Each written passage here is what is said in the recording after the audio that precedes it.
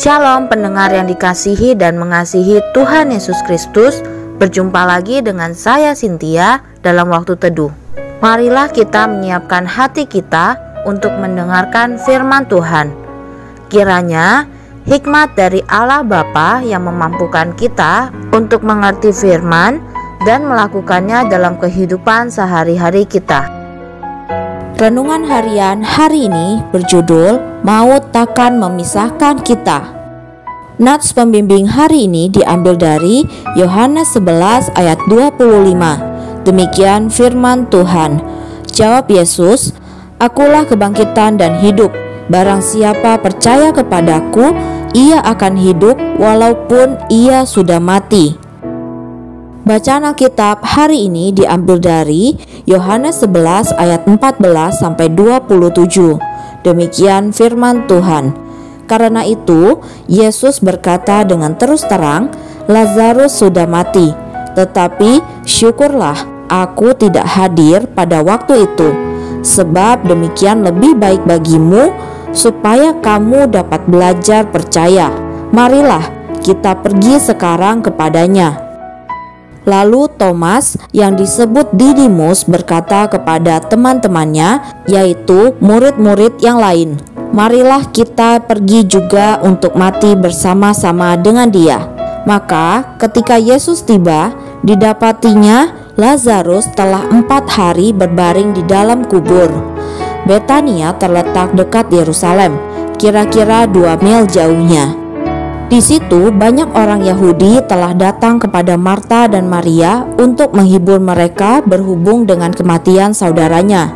Ketika Marta mendengar bahwa Yesus datang, ia pergi mendapatkannya, tetapi Maria tinggal di rumah. Maka kata Marta kepada Yesus, "Tuhan, sekiranya Engkau ada di sini, saudaraku pasti tidak mati.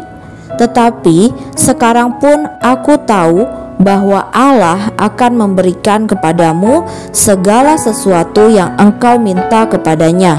Kata Yesus kepada Marta, "Saudaramu akan bangkit." Kata Marta kepadanya, "Aku tahu bahwa ia akan bangkit pada waktu orang-orang bangkit pada akhir zaman." Jawab Yesus, "Akulah kebangkitan dan hidup. Barang siapa percaya kepadaku, ia akan hidup walaupun ia sudah mati. Dan setiap orang yang hidup dan yang percaya kepadaku tidak akan mati selama-lamanya. Percayakah engkau akan hal ini?" Jawab Marta, "Ya Tuhan, aku percaya bahwa Engkaulah Mesias, Anak Allah, Dia yang akan datang ke dalam dunia." Meskipun para penulis dan filosof telah berusaha sebaik mungkin untuk menyusun berbagai argumen penting perihal kehidupan setelah kematian, mereka tetap belum berhasil memberikan penghiburan bagi hati yang terluka, resah, dan dipenuhi pertanyaan.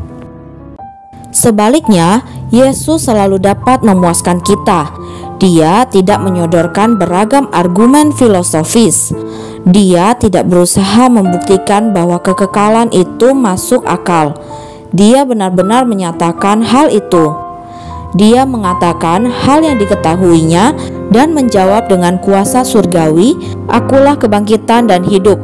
Siapa saja yang percaya kepadaku, ia akan hidup walaupun ia sudah mati." Yohanes 11 ayat 25. Kebangkitan ini mempunyai 2 aspek. Tubuh orang percaya akan dibangkitkan dan roh mereka akan hidup di surga. Apa artinya hal ini bagi kaum Kristiani yang berduka karena kematian orang-orang terkasih? Kematian tidak memutuskan tali kasih kita bagi mereka, karena kasih itu ada pada roh, bukan pada tubuh. Renungkan saja, ketika orang-orang yang kita kasihi harus melakukan suatu perjalanan yang panjang, pikiran mereka dapat melintasi jarak yang jauh sehingga seolah-olah jarak itu hanya tinggal sejengkal, dan kasih mereka menyelimuti kita seolah-olah mereka di sisi kita. Begitu pula yang terjadi dengan orang-orang terkasih yang telah mendahului kita.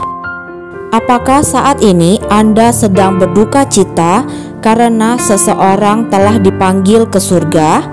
Yesus berjanji bahwa kita akan dipersatukan kembali pada suatu hari kelak ketika Allah mengembalikan orang-orang berharga yang kita kasihi.